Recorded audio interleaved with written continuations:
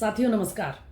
आशा है आप सब इस समय के सबसे प्यारे त्योहार लोहड़ी, मकर संक्रांति, माघ बिहू और उत्तरायण, इन सब त्योहारों का आनंद अपने परिवार के साथ ले रहे होंगे। लेकिन आज हम आपसे बात करेंगे इस छोटे से अड्डा में कि जो इंडिया अलायंस, जो विपक्षी गठबंधन है जिसमें एक तरह से मुखिया की भूमिका में कांग्रेस है, उसमें क्या उठापटक चल रही है और ऐसा क्यों हो रहा है। साथियों, जो बयान इस संदर्भ में आए हैं, एक एक करके उन सब बयानों को यहाँ दोहराने की कोई आवश्यकता नहीं है, क्योंकि आप सब अच्छी तरह उन बयानों को खबरों में फॉलो करते रहे हैं। मोटी बात यह है कि हाल के कुछ दिनों में, लगभग 10 दिन से, कांग्रेस पार्टी के इंडिया अलायंस के अंदर जो घटक दलों के नेता हैं, कांग्रेस के जो सहयोगी नेता हैं, वो एक एक करके कांग्रेस के प्रति एक अविश्वास जाहिर कर रहे हैं।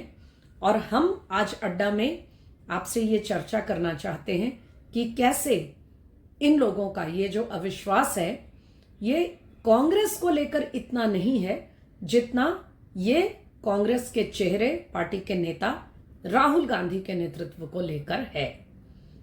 सबसे पहले तो आप देखिए कि अब इंडिया गठबंधन में कोई भी ऐसा घटक दल या कोई ऐसी पार्टी नहीं बची जिसने कहीं ना कहीं कोई सवाल, बड़ा या छोटा, ना उठाया हो कांग्रेस के बारे में। सबसे पहले तो बात की जाए आरजेडी की, उसके नेता तेजस्वी यादव। आरजेडी का जिक्र इसलिए महत्वपूर्ण है क्योंकि कांग्रेस की सबसे पुरानी और सबसे पक्की, सबसे मजबूत सहयोगी जो है वो आरजेडी रही है। कहा ही जाता था कि जब भी सोनिया गांधी किसी तरह के राजनीतिक संकट में आती हैं तो लालू जी उनको उस संकट से बचा लेते हैं, उबार लेते हैं। लेकिन फिर और लोग हैं, टीएमसी जैसा आप जानते हैं, उसका तो हमेशा ही कांग्रेस के साथ एक गर्म ठंडा संबंध चलता ही रहता है। और इन दिनों तो टीएमसी ने बहुत खुल करके कह दिया कि नेतृत्व ममता बनर्जी को दे देना चाहिए। विपक्ष का अगर गठबंधन रखना है, खुद ममता बनर्जी ने भी अपने आप को प्रस्तुत किया इसके लिए। फिर शिवसेना ने बोला, उमर अब्दुल्ला साहब ने कहा कि इसका कोई औचित्य नहीं है तो खत्म कर दो इसको।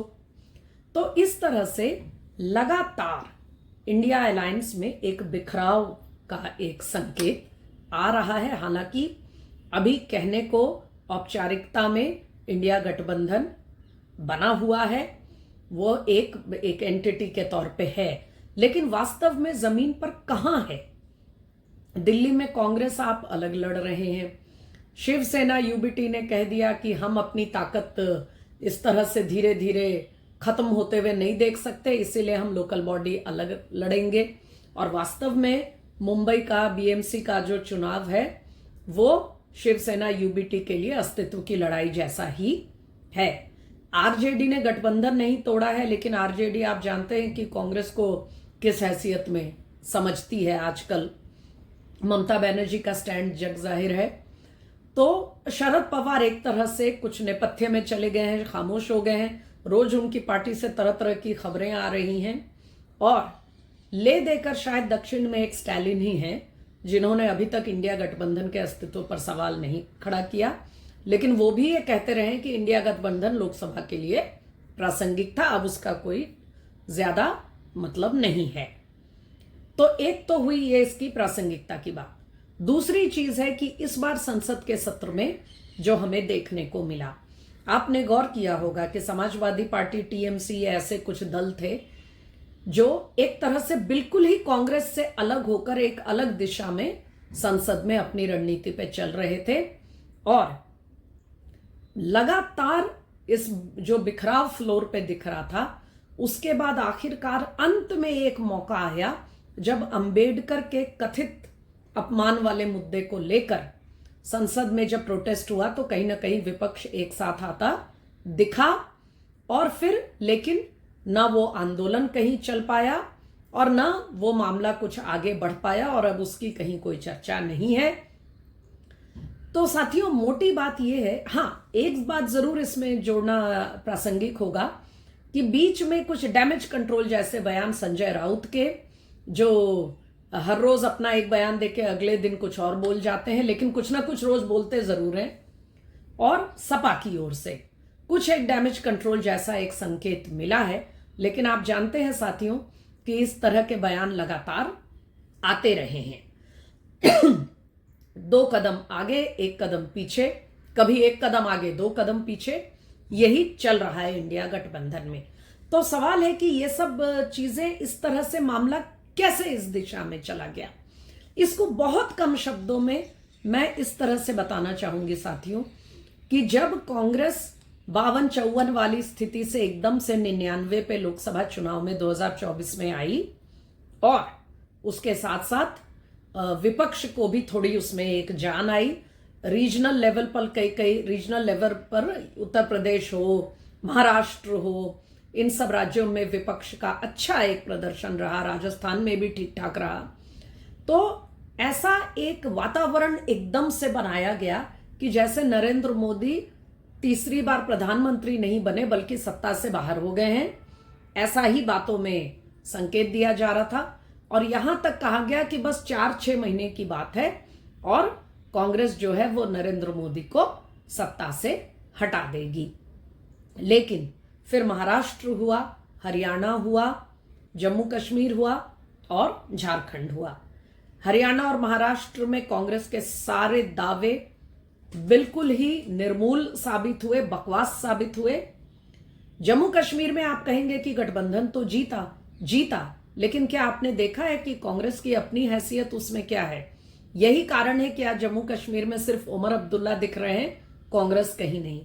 झारखंड में सब जानते हैं कि हेमंत सोरेन, उनकी पत्नी और उनकी पार्टी का एक मेहनत थी और कुछ बीजेपी की अपनी बड़ी गलतियां थी, जिसके कारण प्रधानमंत्री के कार्यक्रमों में भीड़ आने के बाद भी और एक अच्छा नैरेटिव बनने के बाद भी बीजेपी का प्रदर्शन अच्छा नहीं हो पाया।